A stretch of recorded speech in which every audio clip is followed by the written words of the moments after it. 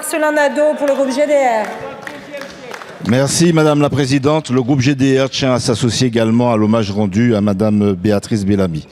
Ma question s'adresse à Madame la Ministre des Outre-mer. Madame la Ministre, depuis plusieurs semaines, les échouements de sargasses se multiplient sur les côtes martiniquaises. Le collectif Sargasses Robert, que vous avez eu l'occasion de rencontrer lors de votre dernier passage à la Martinique, a même prévu un moment ou un autre de bloquer l'île. C'est en réalité le cri d'alarme de populations qui vivent depuis des années au rythme des invasions de sargasses, voient leur santé se dégrader, leur habitation perdre de leur valeur, leur activité économique s'effondrer et ont le sentiment que l'État s'est résigné à gérer une crise devenue permanente. Les conséquences sanitaires, sociales, économiques, écologiques sont désormais parfaitement documentées. Pourtant, les réponses publiques demeurent insuffisantes. Madame la Ministre, notre proposition de loi que nous avons portée à votre connaissance visait précisément à donner enfin un véritable cadre juridique à cette crise, car tant que les sargasses ne seront pas clairement définis juridiquement, les collectivités, les riverains et les acteurs économiques resteront privés des outils nécessaires pour agir efficacement.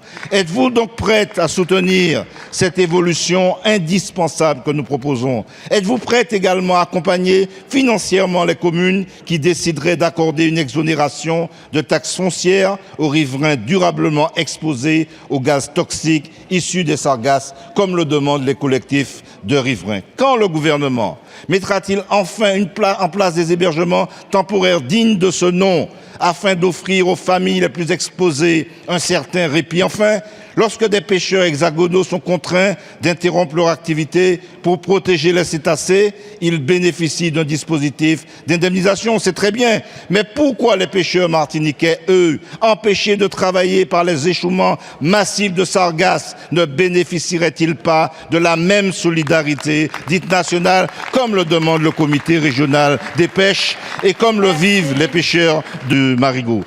Merci Monsieur le député. La parole est à Madame Naïma Moucho, ministre des Outre-mer. Merci Madame la Présidente, Mesdames, Messieurs les députés, Monsieur le député Marcelin Nadeau.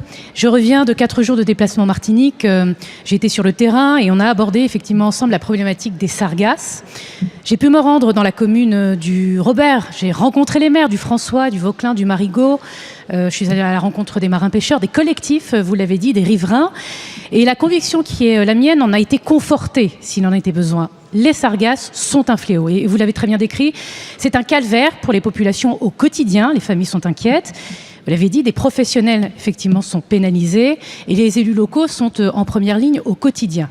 Je voudrais d'abord saluer la mobilisation exemplaire. Je l'ai vu de mes yeux sur place. Un vrai travail qui se fait entre les services de l'État, les pêcheurs, les collectivités. Travail important, on a ramassé 9000 tonnes de sargasses à ce jour, c'était 7600 l'année dernière au même moment, c'est dire l'ampleur de ce phénomène. J'ai pu confirmer sur place que nous soutiendrons financièrement la collecte en mer, puisque les fonds étaient épuisés, mais nous le ferons bien évidemment jusqu'à la fin de saison. J'ai indiqué que mon ministère financerait 2 nouvelles pelles, ainsi qu'un Sargator nouvelle génération. Mais monsieur le député, nous irons plus loin. Nous sommes en train de finaliser le plan Sargasses 3. Et le plan Sargasses 3, ça va être une politique publique à part entière pour traiter les sargasses, effectivement, non plus comme un sujet d'urgence, mais comme un sujet désormais permanent. Ça veut dire, d'une part, qu'il y a la question des financements qui est posée, et vous l'avez dit, et nous regardons toutes les possibilités, effectivement, et celles qui ont été exprimées sur place vont aussi être discutés, je vous le confirme. Et il y a 2 piliers très importants, par ailleurs, monsieur le député. C'est le premier, l'anticipation. Il faut absolument que nous puissions ramasser bien en amont les sargasses avant qu'elles échouent sur les côtes. Ça, c'est une nécessité qui est partagée par tous. Et le deuxième pilier, parce que nous savons que ça n'est pas qu'un problème écologique, la question de la santé publique.